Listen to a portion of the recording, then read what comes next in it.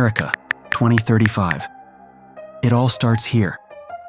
A decade of rising tension over politics, over economics, over trust. The country that once called itself the United States is now anything but united. What began as protests and state-level clashes over laws and federal authority has turned into something far more dangerous, a movement for separation. Two visions of America staring each other down. On one side, the Federal Union, led from Washington, D.C., claiming to be the rightful continuation of the United States. On the other, the Liberty States of America, formed by a coalition of southern and midwestern states who declare that Washington has lost its way. No one calls it a civil war. Not yet. But history feels like it's repeating itself, only this time, the divide isn't about territory or slavery.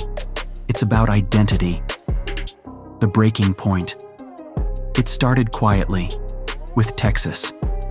After years of friction over immigration policy, gun rights, and federal taxation, the Texas legislature passes what it calls the Sovereignty Act of 2034, giving the state authority to override any federal law it deems unconstitutional. Within weeks, Florida follows, then Oklahoma, Tennessee, and Arkansas. At first, Washington laughs it off, political theater, nothing new. But when those states begin withholding federal taxes and forming their own regional defense pact, alarm bells ring across the country. Cable news calls it the Second Secession.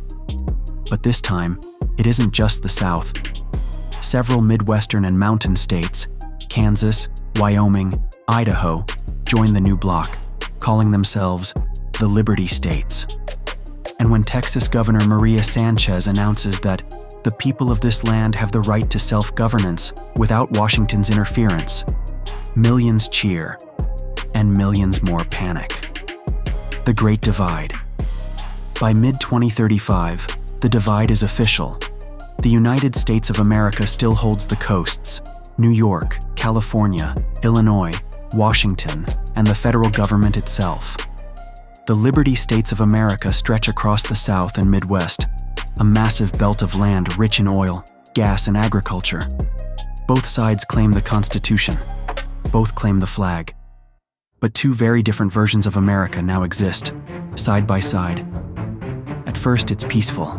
No armies, no shots fired. But as federal agencies try to withdraw from Liberty territory, skirmishes begin. In Dallas, protesters block the exit of federal marshals. In Atlanta, National Guard units refuse to hand over their weapons. And in Washington, the president signs an executive order freezing all federal funding to rebellious states. Suddenly, hospitals, schools, and social programs across the South lose their budgets overnight. What was once politics becomes survival. Economic wars don't always start with bullets. Sometimes they start with bank runs. Within a month of the split, financial chaos erupts.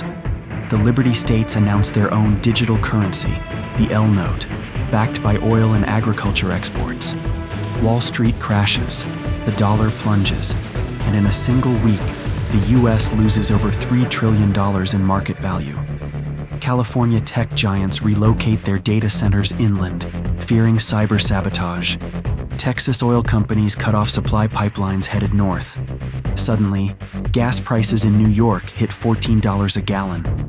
Electricity grids that once shared power across state lines begin to shut off connections. America, once the world's most interconnected economy, fractures into two isolated systems overnight, and the rest of the world watches in disbelief. China calls it the end of American hegemony. Europe pleads for peace. And Russia, they celebrate. Because for the first time in a century, the United States is no longer a single global superpower. The military dilemma. The Pentagon splits. Every soldier, every pilot, every officer must choose.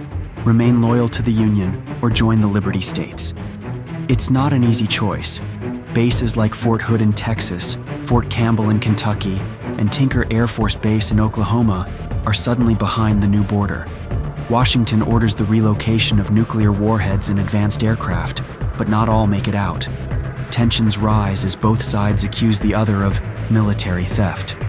In early August 2035, a standoff at Barksdale Air Force Base nearly turns deadly when Union troops attempt to remove bombers from Liberty territory. Shots are fired. 2 soldiers die, the first casualties of a new American war. Within hours, both governments issue emergency statements blaming each other. Within days, the internet explodes with footage. Armored convoys rolling through small towns, fighter jets patrolling state borders, militias mobilizing. And then, the unthinkable happens. A cyber attack hits the East Coast power grid, blacking out parts of New York and Philadelphia. Washington blames Liberty hackers. Liberty leaders deny it, claiming it's a false flag. Truth doesn't matter anymore. The United States is now split, politically, economically, militarily, and digitally. The human cost. No one expected how personal the split would become. Families divided across state lines, businesses forced to choose sides, friends who can't even agree on what country they live in. Airlines suspend interstate flights. Trade between the two Americas drops by 70%. In places like Kansas City, now a border zone, barbed wire fences divide neighborhoods. People smuggle insulin, gasoline, and baby formula between the two sides. By winter, the humanitarian crisis grows. Energy shortages hit the Union states hardest. Food prices skyrocket in the Liberty territories, and as inflation surges, protests erupt, not against the enemy, but against their own leaders. Because beneath the politics, both sides realize something terrifying. Divided, neither can survive. The global fallout. The world doesn't wait. China seizes the opportunity, deploying fleets into the Pacific, claiming disputed islands, and expanding influence in Asia. Russia moves into Eastern Europe again, unopposed. Europe, too dependent on American defense, scrambles to build its own army. In global markets, they collapse. The US dollar, once the world's reserve currency, loses dominance. Oil is traded in yuan. Tech giants are broken apart. Within a year, the world looks nothing like it did before. The American split triggers the greatest power shift in modern history, one that no one, not even those who wanted independence, ever truly planned for. The reunification attempt. By 2037, both sides are exhausted. The Liberty states suffer fuel shortages and medical crises. The Union faces riots, unemployment, and food rationing. And across the former borders, a quiet truth begins to spread. They need each other. A summit is proposed, held in Denver, a neutral city. For the first time in years, leaders from both Americas meet face to face. No flags, no anthems, just Americans. The talks last weeks. Both sides argue, accuse, and walk out multiple times. But one image, a convoy of hungry refugees on the I-35 highway, forces compromise. A new idea is born. The North American Confederation. 2 governments, shared defense, shared trade, and one currency. It's not perfect, it's not unity, but it's peace. Lessons from the split. By 2040, the scars remain. Cities rebuilt, but trust takes longer. Historians call it the Great American Schism, a tragedy that showed just how fragile unity can be, even in the world's strongest democracy. But it also showed something else, resilience. Despite everything, Americans rebuilt. They learned that flags and politics don't define them. People do.